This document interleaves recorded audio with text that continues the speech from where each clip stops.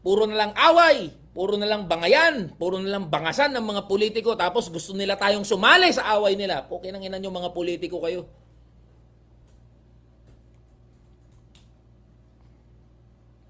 Ganun lang kasimple yun eh. Sino po ang hindi dapat namin iboto? Marami.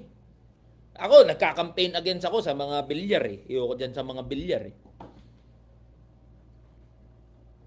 Tot sa maaaring 3 tulpo sa Senado. Yan. Pansin nyo mga tulpo tahimik ngayon. Oh, walang sinasabi mga tulpo ngayon. Oh, yan lang. Mag-isip-isip tayo mga boss. Wala silang sayo. May kasama ako dito na nagagalit oh. Joke lang. Tignan mo mga tulpo tahimik. Uy, talaga tong... Pero kalain yun, ang lakas nila sa survey, puta. Number 1 tulpo. Hayop. Ayan si Johnny Wise. Si Johnny Wise nagko-comment oh. Ay nako, Johnny Wise, alis, Shupi. Alis ka dito, Johnny Wise.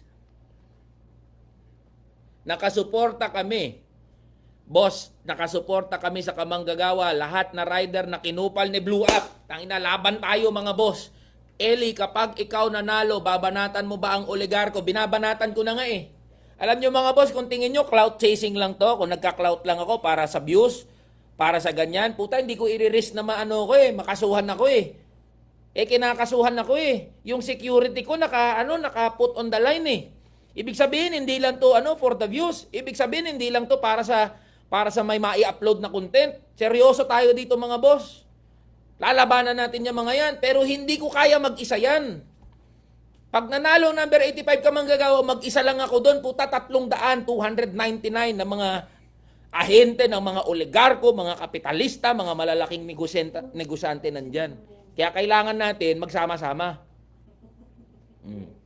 Number 85 ka manggagawa, party list tayo, ha?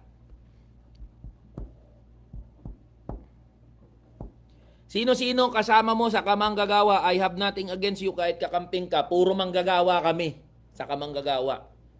Dahil ang kamanggagawa, puro mga manggagawa at ordinaryong Pilipino nandyan. Tama! Eto, ang ganda ng comment, oh. May babasahin akong comment, mga boss. Sana matuto tayo dito. Huwag tayo magpabudol sa awayan ng mga politiko. Magbabati rin yung mga yan kasi magkakauri sila. Tama! Nililito lang nila tayo, hinahati. Kasi pag nagkaisa tayo, lagot sila. 85 ka manggagawa lang, lumalaban dyan sa mga yan. Walang kulay. Hindi pink, hindi berde, hindi asul.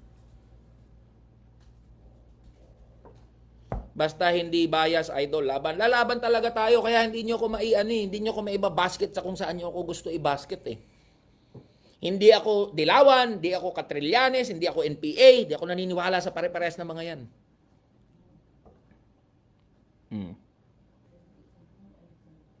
Kaya number 85, kamanggagawa, party list tayo. Ha? 200 pesos wage increase, totoo ba? Sa komite pa lang pumasa, wag muna kayo magpasalamat at wag kayong matuwa. Hanggat hindi nagkakatotoo yan. Sa komite pa lang, first reading pa lang yan mga boss. Alright? At kung sakaling maging batas yan, wag kayong magpasalamat kay Martin Romualdez at kay Bongbong Marcos. Tanginang mga yan. Pinaglaban yan ng mga unionista, pinaglaban yan ng mga manggagawa. Ba't ako magmamakaawa dyan sa mga politiko na yan? Magte-thank you, ulol. Sumugod ako nung nakaraan sa harapan ng Kongreso. Hindi ako nilabas ni Stella Kimbuaya at ni Martin Romualdez. Wala namang lumabas na congressman. Nandun ako sa harap mismo ng gate, South Gate. Walang lumabas. Tinanong ko, may pasok po ba congressman? Putang ina, wala daw pasok. Ang swerte ng mga congressman. Friday, walang pasok. Tama ba yun? Friday, wala silang pasok. O Friday, walang pasok, pero mga manggagawa, Monday to Friday, may pasok. Pag na-late ka, bawas sahod. Ang congressman, kahit alas 2 ng hapon pumasok, walang bawas. Corruption mo,